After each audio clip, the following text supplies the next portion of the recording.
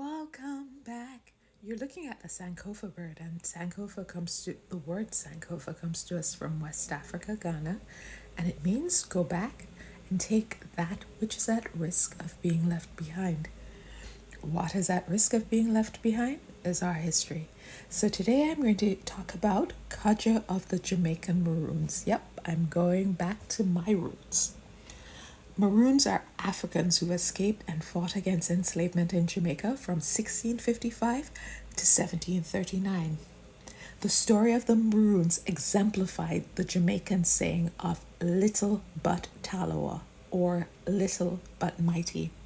There was never a point at which the number of Maroons exceeded 1,500, and always they had insufficient resources and ammunition. However, what they lacked in numbers and resources, they made up for in courage and guerrilla tactics. And it cost the British Empire and the Spanish Empire and the British Empire. The first wave of the struggle lasted 40 years and resulted in 44 legislative acts and £240,000 in expenditure. So they were costing them a lot. We have one drawing of Cudjoe and Cudjoe is believed to be from Caramonte tribe in West Africa, and he was age 60 in the drawing that you'll see in the video. He was depicted as being short, thick-built, and muscular. We know that he had two brothers, a Kompong, a town is named after him now in Jamaica, and Johnny. It is believed that he was one of the enslaved people who participated in an insurrection on the Sutton estate near Capleton, Clarendon in 1690. The insurrection was in response to the brutal treatment on the estate.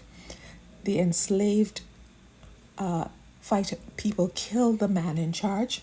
The following day, the ringleaders were captured and killed. However, some of the participants escaped and formed what became called the Clarendon Gang. They stayed in the hills but remained in constant contact with other enslaved people, which was a source of information for them to tell them what was going on and how they were trying to catch them. The Clarendon Gang was active from 1690 through 1720 and welcomed any escaped enslaved people. They survived by raiding nearby plantations, which adversely impacted the white settlers, but the white settlers wouldn't take it. They complained to the House of Assembly, which was the government, about the Clarendon Gang. The Assembly responded by employing Indians from the Mosquito Coast to fight them. At that time, Cudjoe was elected the leader of the Clarendon Gang, and he appointed his brother Kompong and Johnny as sub-captains. The gang successfully defeated the Indians and the British, and the Clarendon Gang became known as Maroons like those before them. Despite their lack of access to weapons and ammunition, even their enemies praised their war skills, such as precision shooting, as every shot they fired had to count. They made sure it hit the target. They did acrobatic movement post shooting to avoid being shot at. So after shooting, they would roll and jump up. They were excellent at fighting with the machete, or machete as we call it in Jamaica. They were fast, and they engaged in this ambush and withdrawal tactics that people would think they were finished fighting when they weren't. They created camouflage using leaves and branches, and they easily navigated the rough terrain. And like indigenous peoples in the Americas, they paid keen attention to details, which made it easy for them to track their opponent.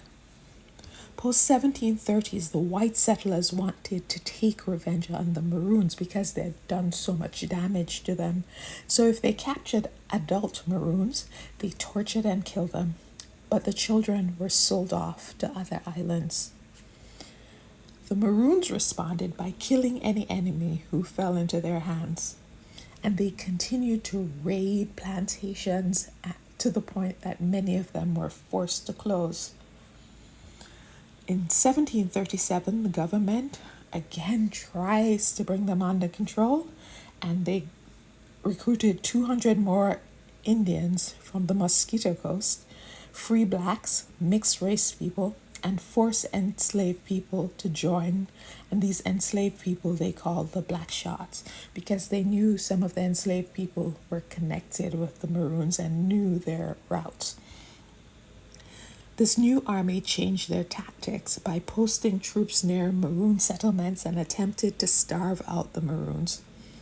They had some success, which forced Cudjoe to relocate to another part of the island, and he would go to the cockpit area in Trelawney, which was high and steep. My great grandmother